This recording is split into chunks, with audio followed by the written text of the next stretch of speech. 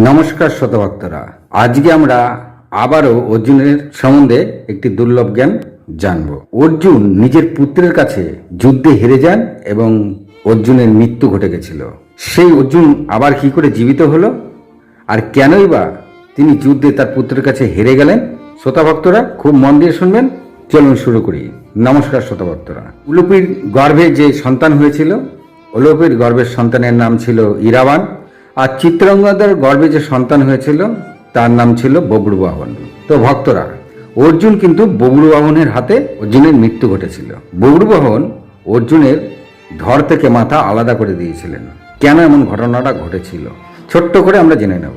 যখন রাজা চিত্রবাহন অর্জুনকে শর্ত দিয়েছিলেন, যদি আমার কন্যাকে বিবাহ করতে হয় তাহলে সন্তানকে আমার কাছেই রাখতে হবে এবং সেই রাজ্য পরিচালনা করবে, তাতে যদি রাজি হও তবে তুমি আমার কন্যা চিত্রাঙ্গদার সঙ্গে তুমি বিবাহ করতে পারো। এই শর্তে অর্জুন রাজি হয়েছিলেন। আর অর্জুন চিত্রাঙ্গদাকে বিবাহ করে সেখানে 1 বছর ছিলেন। পুত্র সন্তানের লালন পালনের ভার চিত্রাঙ্গদার উপরে দিয়ে তিনি সেখান থেকে ইন্দ্রপ্রস্থে ফিরে আসেন। কিন্তু সেখান থেকে ফিরে আসার সময় তিনি চিত্রবাহন ও চিত্রাঙ্গদাকে বলে আসেন যে কিছুকাল পরে আমার দাদা যুধিষ্ঠির একটি অশ্বমেধ যজ্ঞ করবে। সেই অশ্বমেধ যজ্ঞে আমি এখনই আগাম আপনাদেরকে নিমন্ত্রণ করে যাচ্ছি। যখন সেই অশ্বমেধ যজ্ঞ হবে তখন আমাদের বংশের যত আত্মীয় স্বজন আছে সবাই সেখানে থাকবে। তাই সবার সঙ্গে পরিচিত হতে আপনারা অবশ্যই ইন্দ্রপ্রস্থের সেই যজ্ঞে যোগদান করবেন। এতে চিত্রবাহন আর চিত্রাঙ্গদা বলেছিল অবশ্যই আমরা যোগদান করব।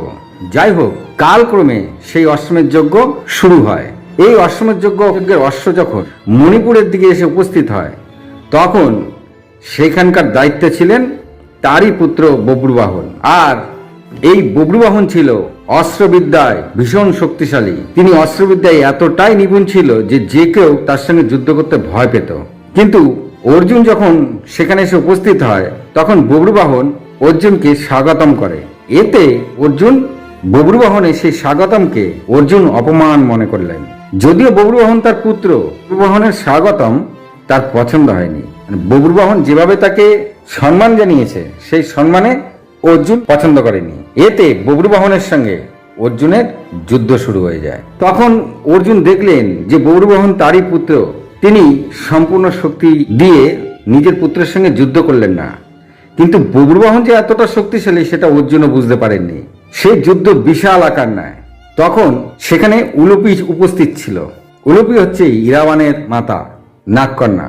উলুপি বব্রুবাহনকে উৎসাহ দিতে থাকেন। এতে বব্রুবাহন আরো উৎসাহ পায় এবং তিনি তার পিতার সঙ্গে যুদ্ধ করতে করতে তিনি তার পিতার ধর থেকে গলা আলাদা করে দেন। যখনই অর্জুনের ধর থেকে গলা আলাদা হয়ে যায় তখন চিত্রাঙ্গদা খবর পেয়ে সেখানে আসেন। উলুপিও সেখানে আসেন এবং তারা অর্জুনের সেই মৃতদেহ দেখে তারা দুজনেই কাঁদতে থাকেন। এতে বব্রুবাহন আর ইরাবানও সেখানে ছিলেন। বব্রুবাহনও তার মাতাকে বললেন, পিতাকে আমি মারতে চাইনি, যুদ্ধের মাধ্যমে এটা হয়ে গেছে। তখন চিত্রাঙ্গদা উলুপিকে দোষারোপ করেন যে তুমি আমার পুত্রকে উৎসাহ দিয়েছ, যার জন্যই আমার পুত্রের হাতে তারই পিতার মৃত্যু ঘটে গেছে। তখন উলুপি চিত্রাঙ্গদাকে বলে যে যদিও চিত্রাঙ্গদা তার সতীন ছিল, এই কারণে চিত্রাঙ্গদা উলুপিকে দোষারোপ করছিল। কিন্তু উলুপি তখন চিত্রাঙ্গদাকে বললেন, যখন অষ্টবসুর 1 বসু অর্জুনের হাতে মৃত্যু হবে, গঙ্গার গর্ভে যে অষ্টবসুর জন্ম হবে তার মধ্যে এক পুত্র হচ্ছে ভীষ্ম।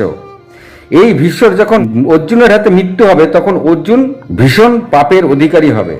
অর্জুনকে এই পাপের হাত থেকে বাঁচতে অর্জুনকে একবার মৃত্যুবরণ করতে হবে।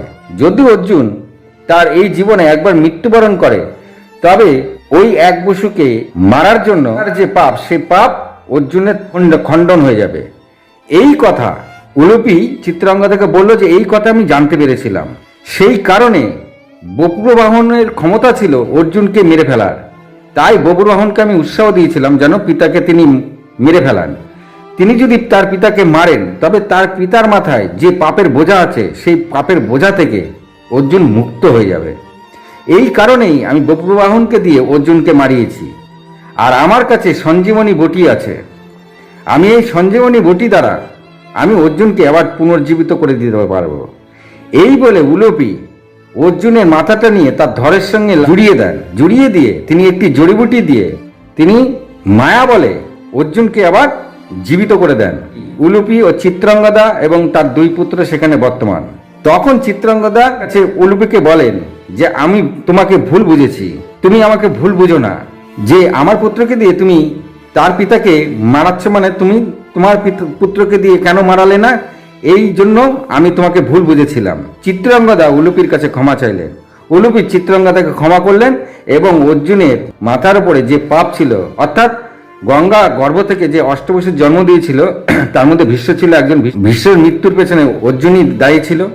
অর্জুনের মাথার উপর যে পাপ ছিল সেই পাপ খণ্ডাতে অর্জুনকে একবার মরতে হতো, এটা উলুপি জানতো। তাই উলুপি বপুরবাহনকে দিয়ে অর্জুনকে একবার মেরে ফেলেছিলেন। অর্জুন নিজের জীবন ফিরে পেয়ে সেখান থেকে আবার প্রস্থান করলেন। তাহলে বোঝা গেল শ্রোতা ভক্তরা যে কেন অর্জুন তার পুত্রের কাছে মৃত্যুবরণ করেছিলেন, এবং অর্জুন কিন্তু তার পুত্রের সঙ্গে যুদ্ধ করবেন এটা ভেবে তিনি সম্পূর্ণ শক্তি কিন্তু সেখানে লাগাননি। আর বপুরবাহন কখনো বুঝতে পারিনি তার অস্ত্রের আঘাতে পিতার মৃত্যু ঘটে যাবে। তো আজ এই পর্যন্তই। ভালো লাগলে লাইক কমেন্ট শেয়ার করবেন। ভালো থাকুন, সুস্থ থাকুন, নমস্কার।